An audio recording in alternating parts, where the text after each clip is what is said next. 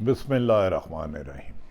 अस्सलाम वालेकुम नाज़रीन, मैं हूं आम शहरी आरिफ हमीद भट्टी, लाहौर से अहम तरीन पाकिस्तान के सबसे बड़े अहम केस जो कि 2 सूबों की असम्बलियाँ तहलील थी, उसकी बड़ी समाअत हुई।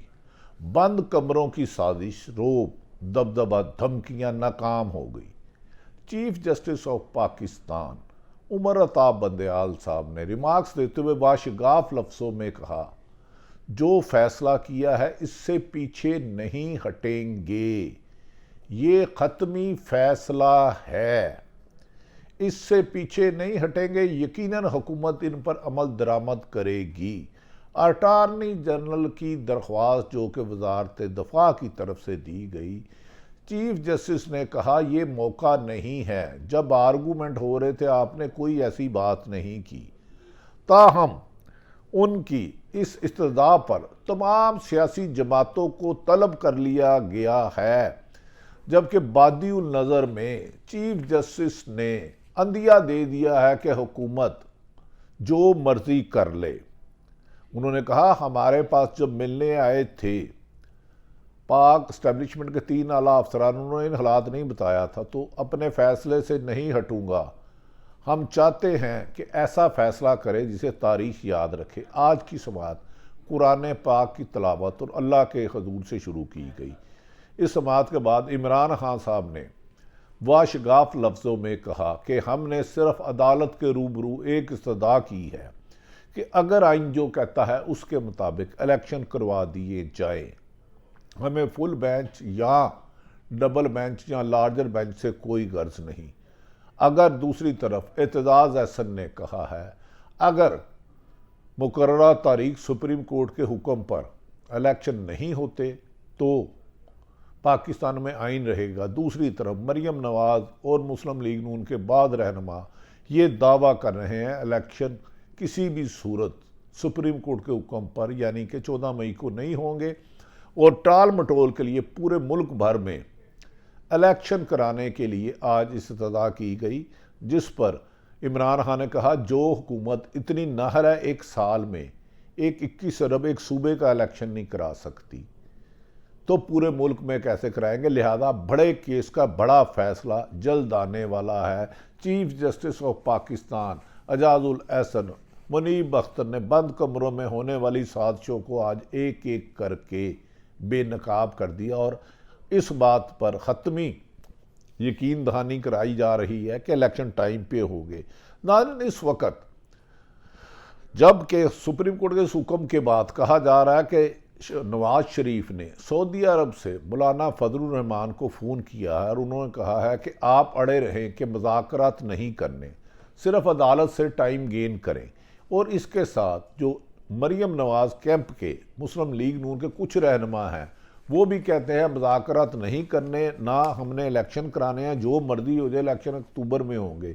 जबकि नून लीग के एक बहुत बड़े ग्रुप ने मरियम नवाज के इस बयानिए को दफन कर दिया कि मरियम नवाज ने सियासी जमात का मुस्तकबिल तारीख कर दिया है। पहले भी अदारों और अदलिया के टकराव की वजह से हम आवाम के गमो गुस्से का शिकार हैं। अगर मरियम इस तरह अदारों से टकराती रही तो हम नून लीग के साथ नहीं चल सकते। आने वाले दिनों में नून लीग के कौन से लोग अलग होंगे, एक सवाल ये भी बहस शुरू हो गई है। और दूसरी तरफ बाद मरियम नवाज ग्रुप के अदालत के हुक्म को ना मानने की धमकियाँ दे रहे हैं। नाज़रीन, 2 सूबों में इलेक्शन होंगे मुल्क भर में साथ। ये एक सवाल बन गया है जिसका जवाब मुख्तसर है कि असम्बलियाँ होनी थी, लेकिन हुकूमत की टाल मटोल की वजह से तमाम तर नज़रें तमाम सियासी जमातों की, आम शहरियों की, कानूनदानों की, वकला की, इंजीनियर की, डॉक्टर्स की सुप्रीम कोर्ट में है। आज इस सिलसिले में इस केस की बड़ी समाअत हुई। इस समाअत से पहले ये तवक्को की जा रही थी कि इलेक्शन फंड जारी ना होने पर अदालत वज़ीर आज़म पाकिस्तान, फिनांस मिनिस्टर और दीगर लोगों को तौहीने अदालत के नोटिस जारी करेगी, क्योंकि कल वक्त गुजर चुका है और तौहीने अदालत के मुताबिक इलेक्शन कमीशन ने जो सुप्रीम कोर्ट ने हुक्म दी उसकी हुकूमत कर दी और कह दिया हम इलेक्शन नहीं करा सकते। कभी इम्कान था कि आज नोटिस होंगे, लेकिन इब्तदाई समाअत में ही अटारनी जनरल की तरफ से मुश्किल सवालात का सामना करना पड़ा और इस मौके पर एक दरख्वास्त दी गई कि अदालत नज़रसानी करे कि पूरे मुल्क में एक ही वक्त में इलेक्शन हो 6 अक्टूबर को, जिस पर अदालत ने सख्त सवाल किए कि एक बात याद रख लें, जो सुप्रीम कोर्ट फैसला कर चुकी है उस पर अमल दरामद करना होगा और ये अटल फैसला है, हम अपने फैसले से पीछे नहीं हटेंगे। तारीख में नज़रिया ज़रूरत को अब दफन कर दिया गया है। आप जो बातें हम कर रहे हैं फैसले से पहले करते तो मुनासिब होता। इब्तदाई समात में ही जज साहबान के रिमार्क से ऐसे नज़र आ रहा था कि हुकूमत की साजिश अब नाकाम हो चुकी है और बैरूनी ताकतों के लिए भी मुश्किल वक्त शुरू हो चुका है। चीफ जस्टिस ने रिमार्क्स देते हुए बाशगाफ लफ्ज़ों में कहा, अदालत को बताया गया था कि फंड जारी होने के बाद सप्लीमेंट्री ग्रांट के तौर पर मंजूरी ली जाएगी। क्या हुकूमत ने अपना अख्तियार पार्लियामेंट को कर दिया है? बड़े मुश्किल सवाल थे जो अटारनी जनरल लाजवाब हो गए। अदालत ने सवाल किया कि अगर दीगर अखराजात की भी ऐसे ही मंजूरी ली जाती है या सिर्फ इलेक्शन की, जिस पर अटारनी जनरल खामोश रहे और अदालत में सन्नाटा छा गया। अखराजात के लिए ऐसा अमल किया गया। कायमा कमेटी और पार्लियामेंट में तो हुकूमत की अक्सरियत हासिल होती है। अदालत ने वाज़ेह तौर पर अटारनी जनरल को कहा हुकूमत को आगाह करें कि मामले पर नज़रसानी करे, क्योंकि हुकूमत अदालत आइन से मावराए बाहर नहीं जा सकती और इलेक्शन के अलावा इस हुकूमत के पास कोई हल नहीं है। चीफ जस्टिस ने रिमार्क्स दिए कि नज़रसानी ना की गई तो मामले की गैर मामूली नताइज बरामद हो सकते हैं। उन्होंने कहा फिर हमें अपने फैसले पर अमल दरामद कराना आता है। पहली दफ़ा हुआ है राजनी 14 जमातें मिलकर और उनके सहूलतकार बाद अहम इदारों के चंद लोग नाकाम होते हुए वाज़ेह नज़र आते हैं, आइन बहाल होता हुआ नज़र आता है। लेकिन इसका हतमी फैसला देखना है कि सुप्रीम कोर्ट अपने हुक्म पर अमल दरामद करवाती है। अभी समाज जारी है। फिलहाल अदालत नहीं चाहती कि गैर मामूली नताइज की जानिब बढ़े, यानी कि बादी नज़र में हम तौहीन अदालत भी दे सकते हैं, लेकिन हम तहम्मुल और बुर्दबारी का मुजाहरा कर रहे हैं। इस मौके पर जस्टिस एजाजुल हसन ने सवाल किया कि इस बात की क्या गारंटी है कि 8 अक्टूबर को इलेक्शन हो जाएंगे? आपके लीडर तो मुख्तलिफ बातें करते हैं। नाज़रीन, आज की समात बहुत ज़्यादा अहम थी, इसलिए उसका चीदा आपको मैं बातें बता रहा हूँ। चीफ जस्टिस ने रिमार्क्स दिए कि वुज़रा टीवी पर कह रहे हैं कि अक्टूबर में भी इलेक्शन की तारीख नहीं हतमी नहीं है। इसका मतलब है ना सिर्फ हुकूमत वुज़रा पार्लियामेंट आइन को मानने से बादी नज़र में इनहराफ कर रही है, ऐसा कहना मुनासिब नहीं है। दलाइल के दौरान अटारनी जनरल ने कहा सियासी जमातों में मुज़ाकरात की बात चल निकली है। नाज़रीन, बात तो पहले दिन से निकल रही है, लेकिन अदालतें हमेशा पर्या पंचायत नहीं लगाती, लड़ाई झगड़े नहीं देखती, नाराजगी नहीं देखती। वो आइन और कानून को फॉलो करते हैं। नज़रिया तय कर जस्टिस मनीर एक मिसाल बन चुके हैं। इसलिए अदलिया ने कहा आपके मुज़ाकरात क्या चल रहे हैं वो आप करते रहे, हमने पहले भी मौका दिया, लेकिन अगर मुज़ाकरात नहीं होते तो फिर हम अपने हुक्म पर अमल दरामद को करके दिखाएंगे।